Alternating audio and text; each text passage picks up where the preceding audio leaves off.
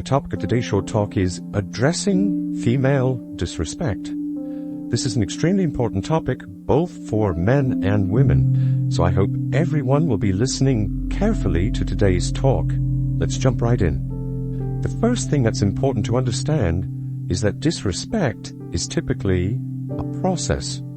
It happens gradually, over time. The best predictor of overt disrespect is covert disrespect, which are small behaviors that have plausible deniability.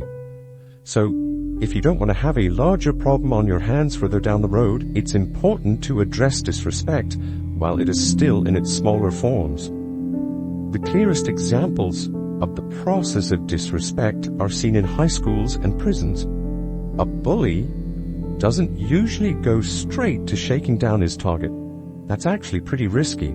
If he doesn't know who he's dealing with, he could always pick the wrong guy to mess with, and that's going to make his life more difficult and complicated than he intended. So what these folks tend to do is they kind of test their victim. A classic example is bumping into their target as they're crossing paths in a hallway and seeing how he responds.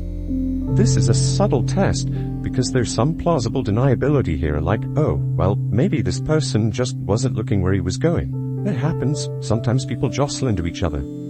However, if the bully bumps into the target and the target says, "Excuse me?" that person is now pegged as a target for escalation.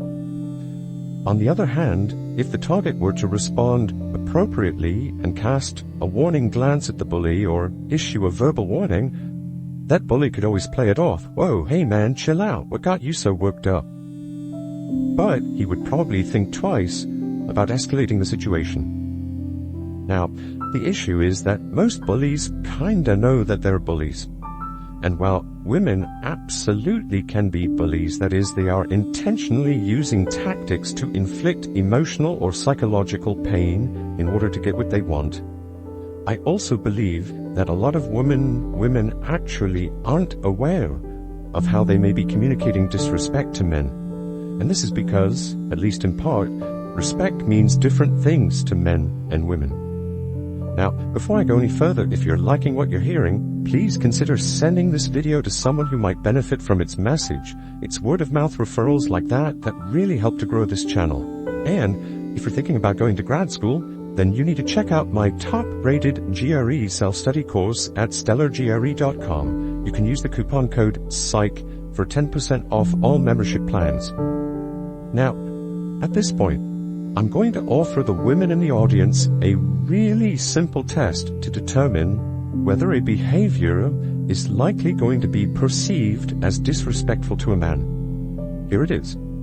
With respect to any behavior, just ask yourself, would I say that same thing in the same way to my boss if I was interested in keeping my job? If the answer to that question is no, congratulations, you potentially have a disrespectful behavior on your hands. If you are interested in keeping your job, would you roll your eyes at your boss? Would you be dismissive of your boss's feedback? Would you complain angrily? Would you respond to your boss's requests sarcastically? Would you nag your boss to comply with your demands? Would you mutter under your breath when your boss talks at meetings? Would you talk badly about your boss with your coworkers behind his back? Would you tease your boss? Would you be openly indifferent or uninterested in your boss's proposals? Would you mock your boss's attempts to maintain order and discipline? I think most of us understand that if we're interested in keeping our jobs, the answer to all of those questions is no. And for the 3% of you out there listening to this who are now saying to yourselves, "Well, Ryan, actually, I tease my boss all the time. We have a really warm and playful relationship." Okay, then the question for you becomes, would you act like that with your boss in front of other clients or customers? Of course not. And why is that? Because you know how that behavior would come off to other people who are not initiated into your special little dynamic. And this means that you understand my point.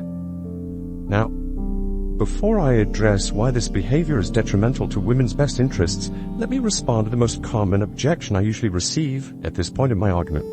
In short, the objection is some variant of, "That's nice, but a man is not the boss of me." Okay, fair enough. However, your boss is not the boss of you either. You're not his slave. He can't make you do things that you don't want to do. You are a participant in an at-will professional relationship. He's not the boss of you. However, he is the boss of you in a professional context, or even better, he's the boss of the employees, which is a role that you voluntarily agree to assume. And within that dynamic, the boss has legitimate authority to make reasonable demands of and set reasonable expectations for his employees. The person who builds the frame, or to use my sexual marketplace metaphor, builds the ship, is the boss or captain. This is not always the man, but it generally is. Why? Because it's usually men making bids to women to enter into their lifestyles, not the other way around. However, even if you disagree with that perspective, a valid retort to the objection I previously stated would be, why do you feel that your boss is entitled to a higher level of respect than I am? Go shack up with that guy, or see how he puts up with your bullshit on his time off. Ladies, if you disrespect your man in ways that you wouldn't disrespect your boss, you are functionally communicating that your professional relationship with your boss is more valuable to you than your intimate relationship with your man. And maybe for you it is, and the communication is appropriate, no problem. However, if it isn't, you should be aware that you may be communicating this message inadvertently. Alright, so why is disrespecting men bad for women? We can approach the answer in two ways. In the first place, a man who has any self-worth whatsoever, and who enjoys any kind of optionality in the sexual marketplace, will not tolerate disrespect. So the woman being overtly or covertly disrespectful, she may be jeopardizing what could otherwise be a fulfilling and rewarding relationship for her. It's kind of the obvious reason. But here's the second reason, and it's a little spicier. Disrespecting men not only threatens the women's relationships, it also threatens their positive emotionality. This is because it is not possible for a woman to love a man she does not respect. It is possible for a man to love a woman he does not respect. That happens every day. However, it is not possible for a woman to love a man she does not respect. One of the many differences between men and women. For a woman, where the respect goes, the love follows. So disrespect not only threatens the relationship, it threatens the love in her heart. It threatens the woman's own positive regard.